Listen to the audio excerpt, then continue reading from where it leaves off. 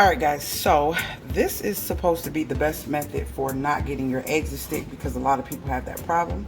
So you want to heat the skillet up, and I have it heated, and I'm going to be using some grapeseed oil, just a little bit, and I'm going to take and wipe that out to create the first surface.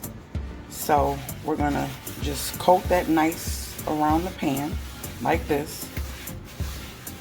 And then once we do that, we're gonna let it get hot, and then we're gonna remove it. So I have it on this is electric stove, so it is at a 6. So like medium high is where it is right now. I got this weird tripod, so it kind of shakes and moves, but so you want this to get hot. You don't want to keep a lot of oil in there. You don't want the oil to pull up. The key to cooking with cast iron is always to heat it up. You don't want to start cooking with it when it's not fully heated. And when you're cooking with it, you want to turn the heat down just before your item is done, because you don't need it to stay heated very long. I am going to attempt fried eggs in here. So I'm going to put butter and allow that to be the next coat. So this will be the next coat. So the grapeseed oil has coated the pan already, and now my butter is going to coat it again as a next layer. So the grapeseed oil was the first coating to go into the pores of the cast iron. So this is going to be the next layer, and then we can make our egg. So now I'm going to turn it down to 4. This heats evenly. It heats up very fast. I don't know, she might want scrambled, so I'm going to scramble these. Hold on one second. The one reason it's hard for me to do a fried egg is because of the simple fact that I like to get the white part out of my egg. So, but we're going to test it anyway. We're going to see if this bad boy sticks. We're going to see. You don't want to touch it right away, and that's another thing. When cooking with cast iron, it sticks when it's not ready to move from the pan. So you do not want to remove it from the pan if it's not ready. And you'll know it's ready when it's not sticking, and you can kind of stick your spatula underneath it. So that's what you want to look for. I hope you guys can hear me. I'm walking away to get these white things out my egg. So let's see. Okay.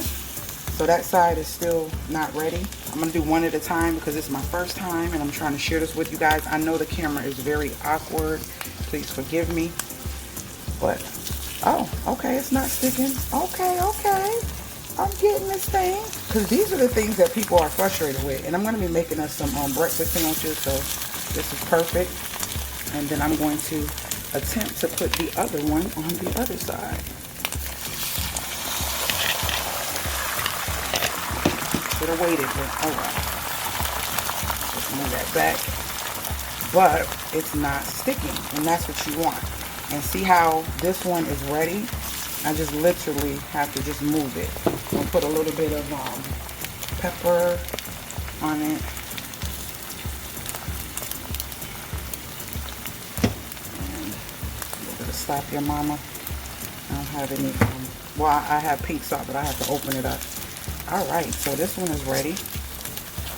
This one is not sticking. That's a good thing. So I'm getting ready to plate this one and let you see how easy it comes up off.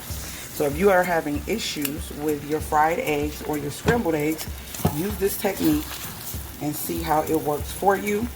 And I'm pretty sure you would have the same results. It is a matter of making sure that you get all that the pores and all the surface of the pan nicely greased. Okay, this is not ready. Uh-oh, sorry guys. See, this thing wobbles if I hit it. That side's not ready. So let's get this. Okay, it's not sticking. Okay, I thought it was gonna feel like I failed on this one. All right, so let's flip this bad boy over.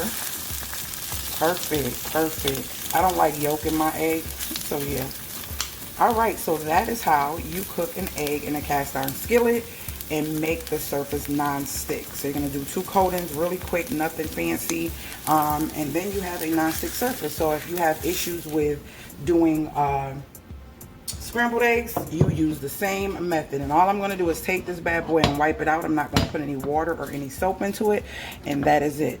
You do not want to continuously put water in it, and soap They say you can, but I recommend not because it's another chemical. So just wipe it out really nicely, and that's what I'm getting ready to do. Alright guys, so here is a closer look at the oil and the butter that I use. It is a plant-based butter. I usually get avocado. If they don't have avocado, I will get the olive oil. They have a high smoke point where they can be used in frying, stir frying, and also baking. So you want to use oils with high burning or smoke points. So these are my choices, and I get the grapeseed oil from Aldi's, and I get the other Country Crock plant-based butter from Kroger's or any other store. Usually it's really readily available at other stores. So I hope you guys enjoyed the video. If you did, make sure you thumbs up the video. If you are new to the channel, make sure you join the family by hitting that subscribe button and hitting the notification bell so you're notified every time I load a new video. And if you have any questions or comments, leave them below. I'll be sure to get back with you. And with that being said, I will see you guys later, Gators, and make sure you share and thumbs up.